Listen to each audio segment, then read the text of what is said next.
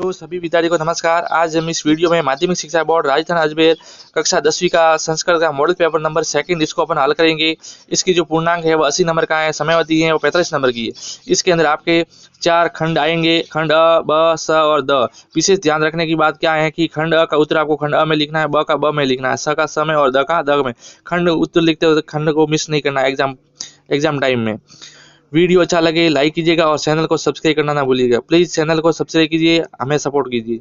सबसे पहला देखिए, खंड अ है। खंड अ के अंदर आपके प्रश्न आ रहे हैं, 30 प्रश्न आ रहे हैं और 30 प्रश्न है और 30 नंबर के हैं। और खंड ब में भी आपके हैं 13 प्रश्न है और 26 नंबर के हैं। तो ये दो खंड है, ये महत्वपूर्ण खंड है क्योंकि यहाँ से हमें 56 नंबर प्राप्त होते हैं। यदि हम यहाँ से बाकी वाले यदि हमारे गलत हो जाते हैं, लेकिन तो यहाँ से 56 नंबर ये आ रहे हैं और 20 नंबर स्कूल से भेजे जाएंगे, तो यहाँ से आपके कुल नंबर है वह 76 नंबर तो ऐसे ही हो जाएंगे।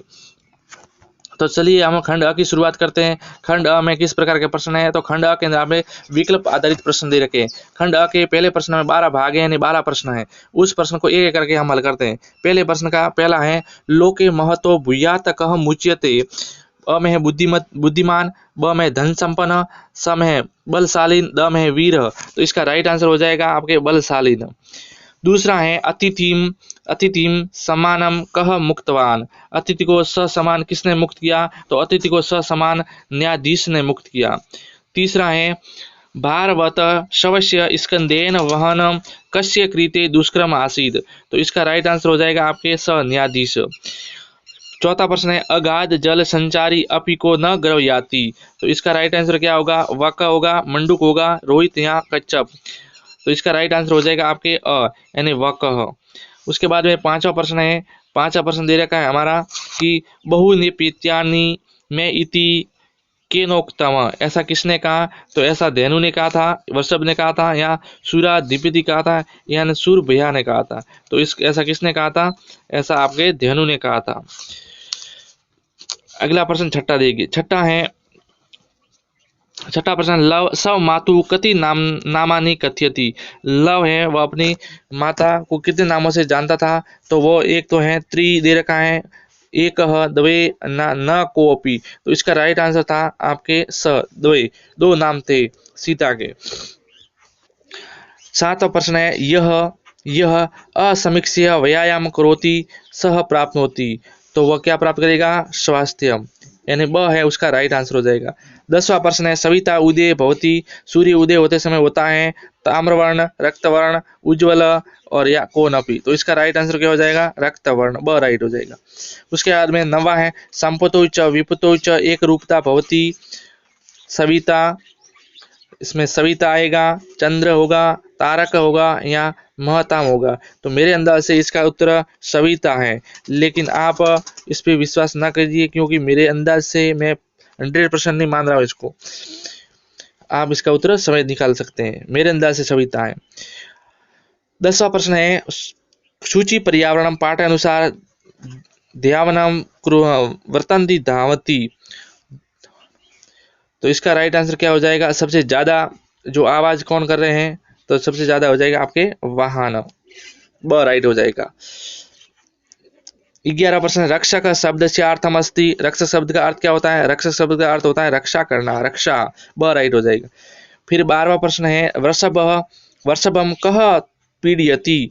वृषभम कह पीड़यति, वृषभ को कौन पीड़ा दे रहा था, बैल को कौन पीड़ा दे रहा था, तो बैल को कर्षक पीड़ा दे रहा था, यानी कर्षक यानी किसान दे रहा था।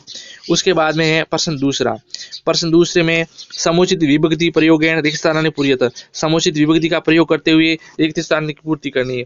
कर्ण सह नगरम गच्छति।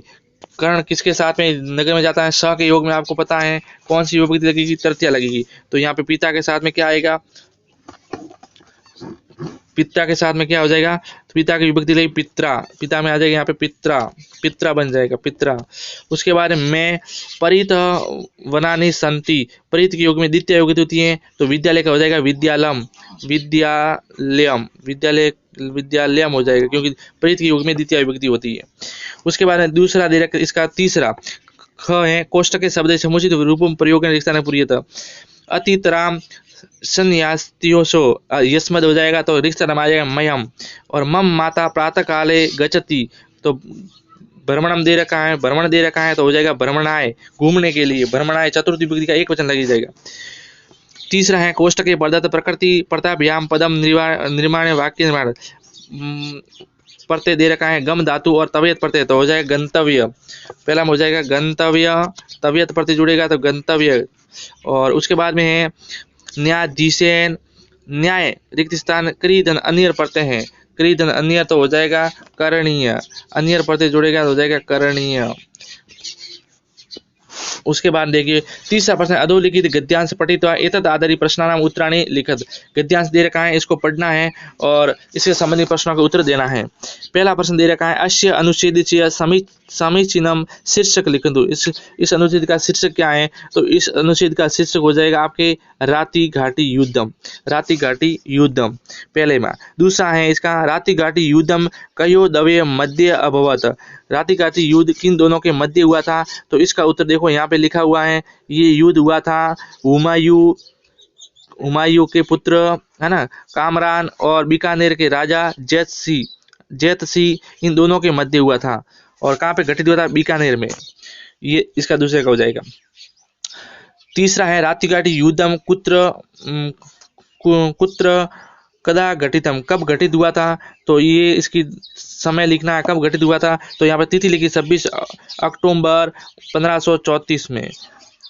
उसके बाद में चौथा है चंद्र राव जैतसिरो इतिश्य लेखक, चंद्र लिखा हुआ राव जैतसिरो, इसके लेखक कौन है, तो इसका लेखक देखो यहाँ पे लिखा है चंद्र, ये लिखा हुआ यहाँ से, या बीटू सूजा, ये किसने लिखा था, तो बीटू सूजा ने लिखा था। यह लिखा हुआ बीटू सूजा इत्यनेन रचिते चंद्र राव जैतसिरो इत्यस्मिन् ग्रंथे वर्तते।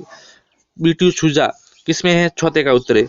पांचवा देखा गौरवशालिनी कथा इत्यत्र विशेष्य पदम किम विशेषणम पदम लिखत। इस पद का विशेषण क्या है, तो यहाँ पे लिखेंगे शौर्यम, विशेष्य हो जाएगा शौर्यम। गत इति पदस्य विलोमार्थकम पदम अनुच्छेदात अन्वेष्य लिखत।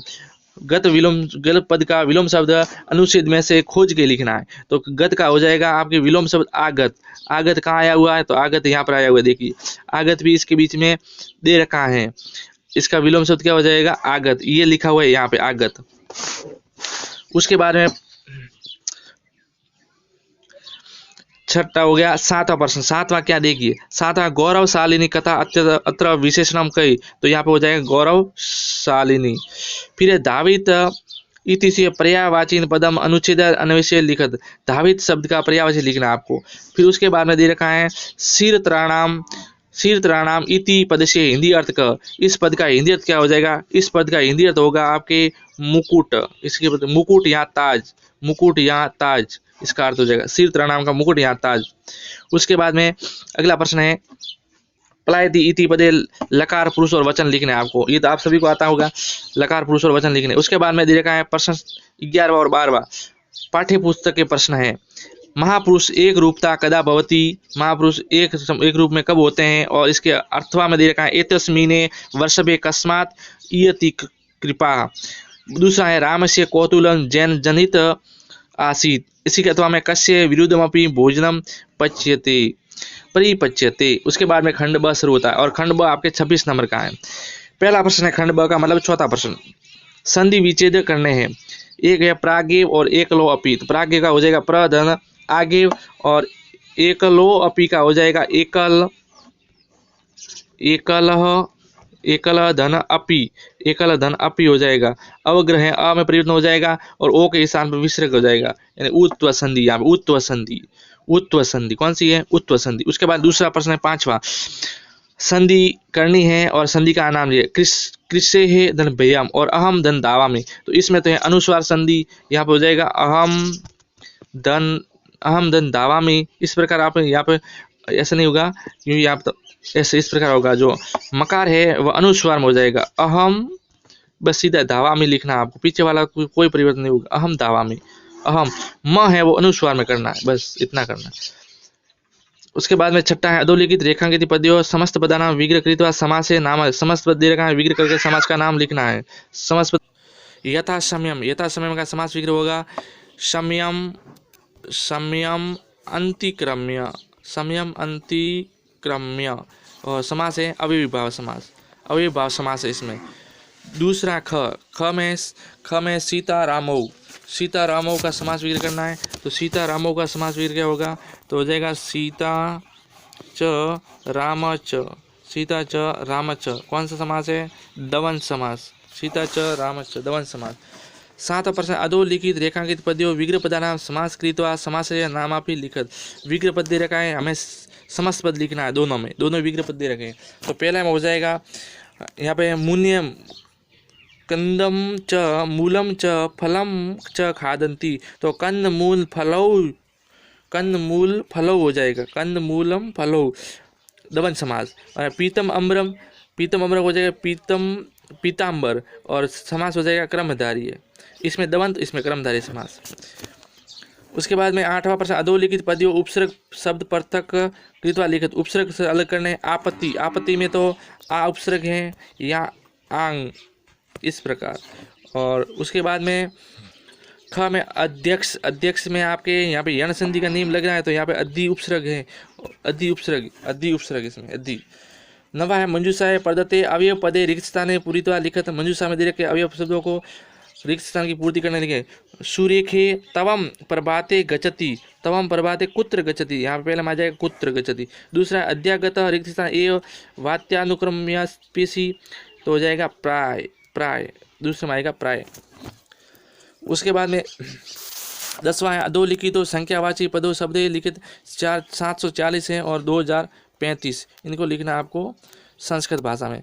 11वां अधोलिखित वाक्यों रेखांकित आधारित प्रश्न निर्माण करने। तो देखिए तस्मै यहाँ पे तृतीय विभक्ति का बहुवचन लगा है, तो यहाँ पे लिखेंगे कई, तस्मै के स्थान पर आ जाएगा कई। और यहाँ पे है सिंह वानराभ्याम सब रक्षायाम असमर्थ एव आसीत, यहाँ पे सप्तमी विभक्ति का एक वचन लगा है, तो यहाँ पे हम लिखेंगे कस्मीन, एक में कहेगा दूसरे में कस्मीन आ जाएगा। 12वां अधोलिखित श्लोक से अन्वय कृत, नीचे श्लोक लिखा हुआ है, इस श्लोक का आपको अन्वय लिखना है, अन्वय करना है। इस श्लोक का क्या करना है, अन्वय करना। संपतो विपतो च महता में रूपता, इसका आपको संस्कृत भाषा में अन्वय लिखना है, तोड़ मरोड़ के लिखना है। 13वां अधोलिखित वाक्यों शुद्ध कृत्वा लिखित बालका बहुवचन है, विद्यालय में गच्छति, यहाँ क्रिया एक वचन में दे रखी है, यहाँ पे बहुवचन है, तो यहाँ पे गच्छति का लिखेंगे आप गच्छन्ति, बस ये हो जाएगा शुद्ध। बाकी वैसा टिप्पणी है।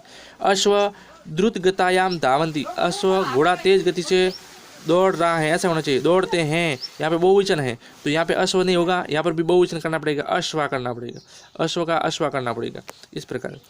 उसके बाद देखिए 14वां है सब पाठ्यपुस्तक का श्लोक दव्य संस्कृत भाषा, 2 श्लोक लिखने 14वें में।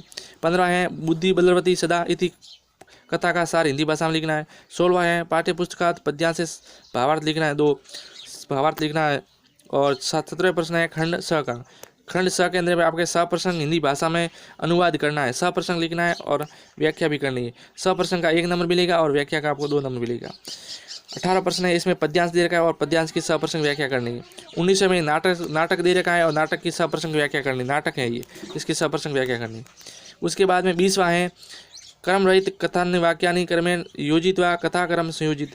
एक कथा दे रखी है जो उल्ट सुल्ट दे रखी है, इसको सही क्रम में जमा के पुनः लिखनी है, पहले नंबर पे कौन सा है, दूसरे पे कौन सा है, इस प्रकार जमा कर। फिर है खंड द में 21वां प्रश्न में लिखना आपको प्रार्थना पत्र शैक्षणिक भ्रमण हेतु। प्रार्थना पत्र किस पे है, शैक्षणिक भ्रमण। ये नहीं आ रहा है तो इसके अथवा में आपके पत्र दे रखा और पत्र के लिए मंजूषा दे रखी, मंजूषा में से शब्दों को चुन कर रिक्त स्थान की पूर्ति करनी। इस प्रकार का रिक्त स्थान मिलेगा आपको बोर्ड में एग्जाम में पेपर में, और रिक्त स्थान की पूर्ति करनी। इसके 22वां प्रश्न है, 22वां प्रश्न में दे रखा है संवाद।